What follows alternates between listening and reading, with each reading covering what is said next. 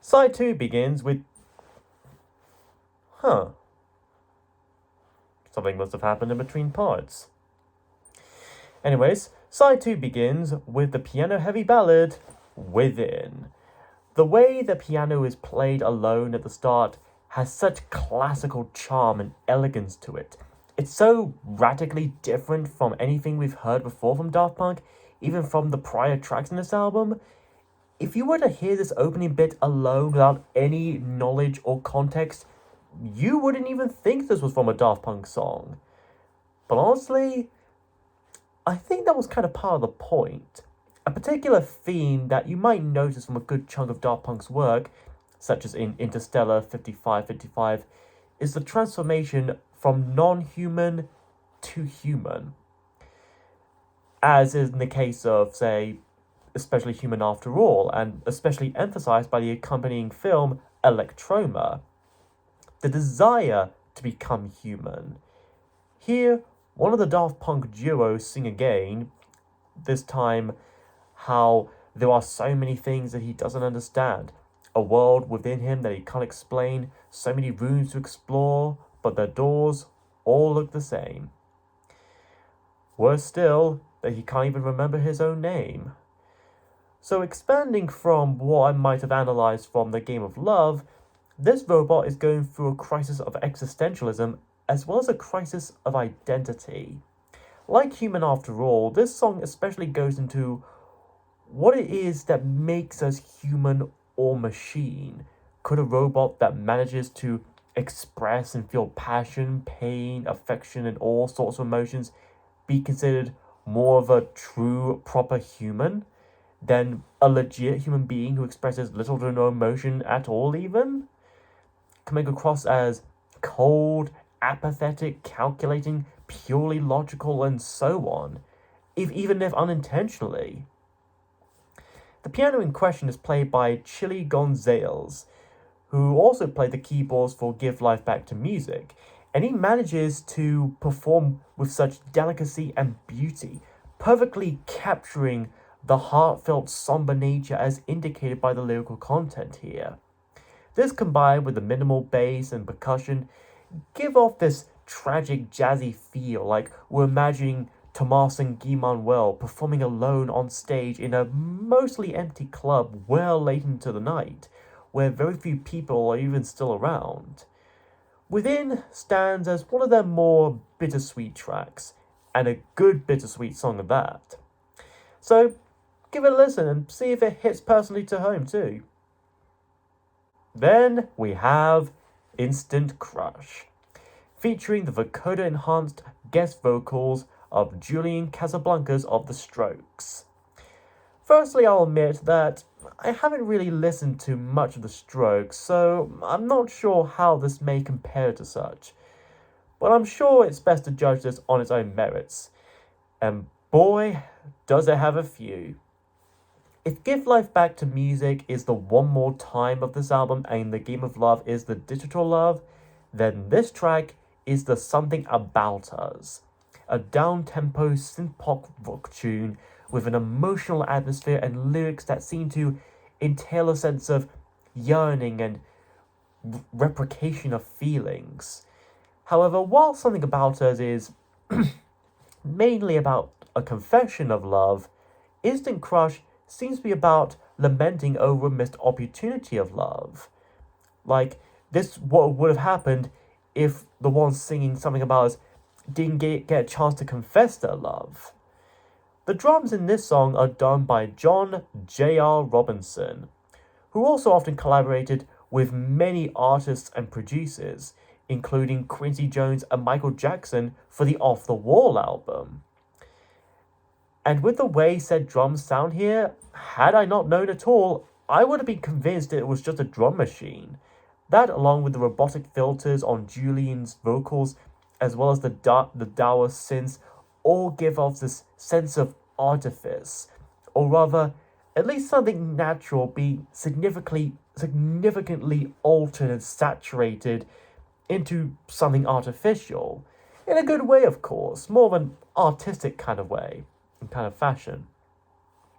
Especially in the chorus, in which he hopes to never be alone again and is counting on you as a friend. He has thought about what he really wants to say, but admits he doesn't want to go with it anymore. So he chains himself to a friend. Unfortunately, he ended up chaining himself to a big heavy iron ball and immediately regretted it. Worse still, he just lost the key. And at the midpoint, he even sings, "Take it, I don't want to sing anymore."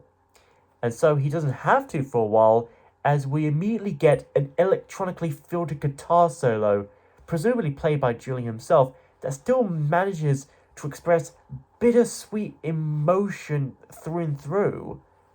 And then after the guitar solo, Julian continues singing again, till the song fades away to the conclusion. So much for not wanting to sing anymore. But that doesn't matter, because this song could instantly crush your heart into feels. It manages to be both downbeat and uplifting at the same time once. And after two bittersweet tracks, side 2 ends with the much more optimistic and carefree groove that is "Lose Yourself to Dance," featuring the funky guitars of Nile Rodgers and the leading vocals of Pharrell Williams. 2013 had already been quite an interesting year for Pharrell. He was featured in the Robin Thicke song Bloodlines, made another hit song with Happy for the soundtrack of Despicable Me 2, and of course co-starred in not one, but 2 songs for the Access Memories album. And this is one of those 2. However, on a side note, while he had really became a big household name by the 2010s, Pharrell had actually been around as a music producer and even occasional songwriter as far back as the mid-1990s and into the 2000s. He happened to be part of 2 closely associated groups, NERD and the Neptunes, and would compose countless songs for countless artists, such as Rock Your Body by Justin Timberlake, which was actually originally offered for Michael Jackson to sing in his Invincible album, but he turned it down along with other tracks, which would then be brought over to Justin Timberlake. Milkshake by Kellis, yes, that milkshake, and even Hollaback Girl by Gwen Stefani. And if any of you out there still don't know what a Hollaback Girl is, let me put it this way. It's a girl who hollers back, which makes her a hollaback girl. There's your definition right there. Anyways, as a throwback to the classic disco songs of the 70s and 80s, like with most of the Discovery album, this track's lyrics are fairly simple, acknowledging how one never gets a chance to take a break this often, and how one may feel as if one's life is speeding and seemingly never stopping. Here, take my shirt and just go ahead and wipe off all the sweat. Unfortunately, it turned out that it was his dad's funeral shirt, and cleaning off the stains is going to prove quite tricky. Then, of course, he repeats the distinct line, "Lose yourself to dance." This, combined with the context of the other bits of lyrics here, could likely be about how one can relieve themselves of all the stresses of life with simple music and dancing. It's another fine example of less is more in music.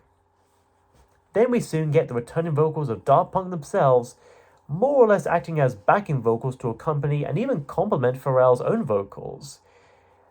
And they especially get good at the midpoint, in which they start to multi-layer on top of each other, singing different lyrics and harmonies that somehow keep together in melody.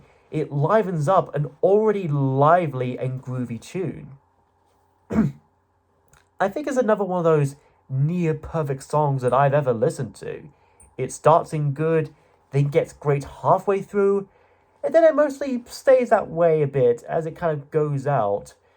Mind you, it could be and get a little bit repetitive for some at the last third of the track, especially with Pharrell kind of repeating himself, and kind of the melody and the rhythm kind of all repeating itself over and over. But still, though honestly, what Daft Punk songs have been known for aside from having repetitive loops.